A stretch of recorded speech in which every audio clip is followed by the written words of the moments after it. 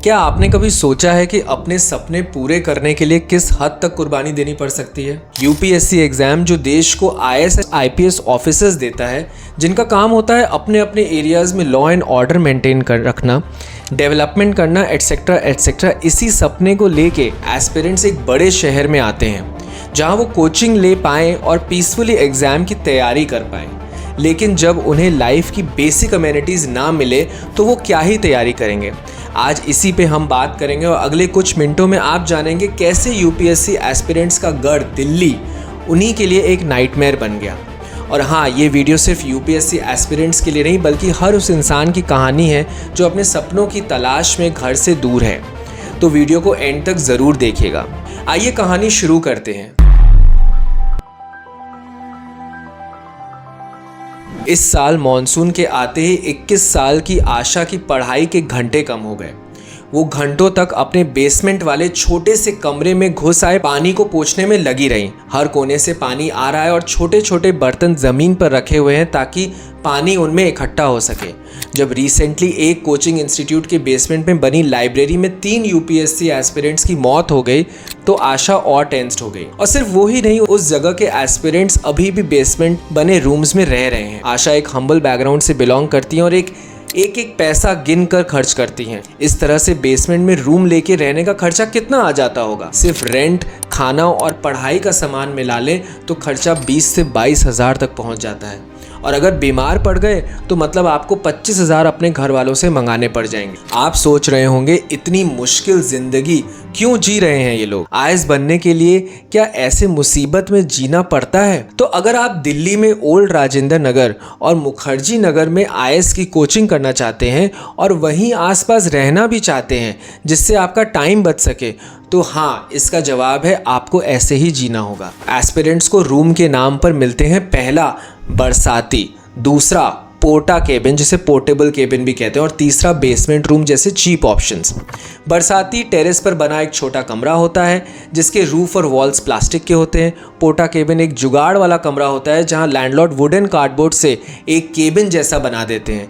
Basement जैसा आप जानते हैं मॉइस्चर और सफोकेशन से भरा होता है। हर साल जून में बड़ा बाजार रोड एस्पिरेंट से भरा होता है जो सपनों के साथ आते हैं। ब्रोकर्स, लैंडलॉर्ड्स और कोचिंग इंस्टीट्यूट्स के लिए ये समय स्टूडेंट से जितना पैसा निकाला जा सके उतना निकालने का समय होता है। कई लोग पहली बार घर से दूर आए होते हैं और नए शहर में एडजस्ट कर रहे होते हैं।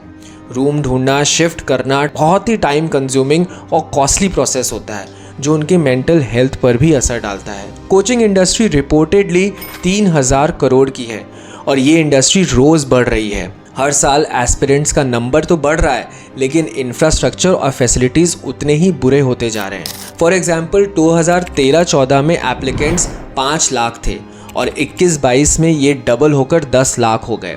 और इस बढ़ते नंबर के साथ फैसिलिटीज़ और इंफ्रास्ट्रक्चर को तो ग्रहण सा लग गया है। हर स्टूडेंट को 1 महीने का एडवांस रेंट, सिक्योरिटी डिपॉजिट और ब्रोकरेज फ़ी देना पड़ता है। लेकिन अक्सर लैंडलॉर्ड्स डिपॉजिट रिटर्न नहीं करते। ये एक ट्रेंड बन गया है और इसका कुछ नहीं किया जा सकता। पर इसमें गलती किसकी है? जो लोग आईएएस बनने का सपना देख रहे हैं उनकी, कि उनके माँ बाप की जो उन्हें यहाँ अकेला भेज देते हैं, या फिर उन लोगों की जिन्होंने इन कोचिंग सेंटर्स को एक फुल फ्लेजेड धंधा बना दिया है? स्टूडेंट्स का कहना है कि यहाँ पे कोचिंग माफिया, लैंडलॉर्ड माफिया और ब्रोकर माफिया है। इनको बस पैसे से मतलब है। एस्पिरेंट्स की कहानी यहाँ खत्म नहीं होती। कुछ दिन पहले यूपीएससी एस्पिरेंट नीलेश राय की मौत एक वाटर लॉक्ड स्ट्रीट पर हो गई इलेक्ट्रोक्यूशन की वजह से। 3 महीने पहले एक हॉस्टल बिल्डिंग में आग लगी थी। पिछले साल मुखर्जी नगर में एक फायर इंसिडेंट के दौरान स्टूडेंट्स बिल्डिंग से कूद रहे थे। ये सब होने के बावजूद ऐसा कुछ भी कंक्रीट स्टेप्स नहीं लिए गए जिससे फ्यूचर में ऐसा ना हो। ये सब कुछ एक खतरनाक साइकिल का हिस्सा है जो एस्पिरेंट्स को बस एक सोर्स ऑफ इनकम मानते हैं। यूपीएससी एस्पिरेंट्स इंडिया के युवाओं में सबसे प्रतिभाशाली लोगों में से गिने जाते हैं। ये लोग वो ड्राइव, एम्बिशन और मोबिलिटी दिखाते हैं जो किसी में नहीं होती। कुछ ही दिन पहले तानिया सोनी, श्रेया यादव और नवीन डेल्विन की मौत पर स्टूडेंट्स ने प्रोटेस्ट किया। ये आवाज़ सिर्फ एक छोटी सी कम्युनिटी की नहीं बल्कि एक पूरी जनरेशन की है जो अपने अधिकारों के लिए लड़ रहे हैं। बड़े शहर में प्रॉब्लम्स तो हर जगह है। इवन सुप्रीम कोर्ट का कहना है कि दिल्ली में प्रॉब्लम्स कभी खत्म ही नहीं होते। तो आइए आइए कुछ पॉसिबल सॉल्यूशंस की बात करते हैं। सरकार को चाहिए कि वो यूपीएससी एस्पिरेंट्स की सेफ्टी और वेलबींग के लिए कंक्रीट स्टेप्स लें। सबसे पहला कदम होना चाहिए एक स्ट्रिंजेंट रेगुलेशन सिस्टम बनाने का, जो स्टूडेंट एकोमोडेशंस और कोचिंग सेंटर्स को फायर सेफ्टी नॉर्म्स और इंफ्रास्ट्रक्चर के स्टैंडर्ड्स के लिए अकाउंटेबल बनाए। इसके अलावा गवर्नमेंट को स्टूडेंट्स के लिए अफोर्डेबल हाउसिंग ऑप्शंस प्रोवाइड करने पर भी ध्यान देना चाहिए, ताकि वो सुविधाओं के साथ पढ़ाई कर सकें। दूसरा आता है वाटर लॉगिंग जैसी प्रॉब्लम्स का सस्टेनेबल सोल्यूशन, जो कि पॉसिबल है, जैसे प्रॉपर ड्रेनेज सिस्टम का निर्माण करना। रूम रेंट्स पर रेगुलेशन लगाना भी ज़रूरी है। गवर्नमेंट को एक fair rent control system implement करना पड़ेगा। अब लैंडलॉर्ड स्टूडेंट्स का एक्सप्लॉयटेशन ना कर सके, इसके लिए भी कुछ करना पड़ेगा। साथ ही स्टूडेंट टेनेंट्स के राइट्स को प्रोटेक्ट करना और उनकी सिक्योरिटी डिपॉजिट इंश्योर करना भी गवर्नमेंट की जिम्मेदारी होनी चाहिए। या कोई ऐसा ऑनलाइन पोर्टल हो जहां ऐसी कंप्लेंट्स दर्ज कर सकें। कोचिंग इंस्टीट्यूट ओनर्स को स्टूडेंट्स की फैसिलिटी और सेफ्टी पर फोकस करना पड़ेगा। वो अपनी इंस्टीट्यूट की बिल्डिंग्स में बेसिक सेफ्टी मेजर्स को इंश्योर करें। स्टूडेंट्स की मेंटल हेल्थ और वेलबींग के लिए भी इनिशिएटिव्स लें, जिसमें रेगुलर काउंसलिंग सेशंस और वर्कशॉप्स इंक्लूड होनी चाहिए। एक रिस्पॉन्सिबल कोचिंग इंस्टीट्यूट वही है जो अपने स्टूडेंट के लिए एक सेफ और सपोर्टिव एनवायरनमेंट प्रोवाइड कर सके।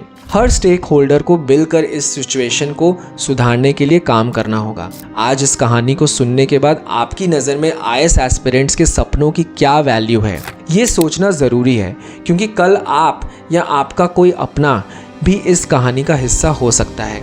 जय हिंद। For more such videos subscribe to Arthat by Jay. Thank you and have a great day.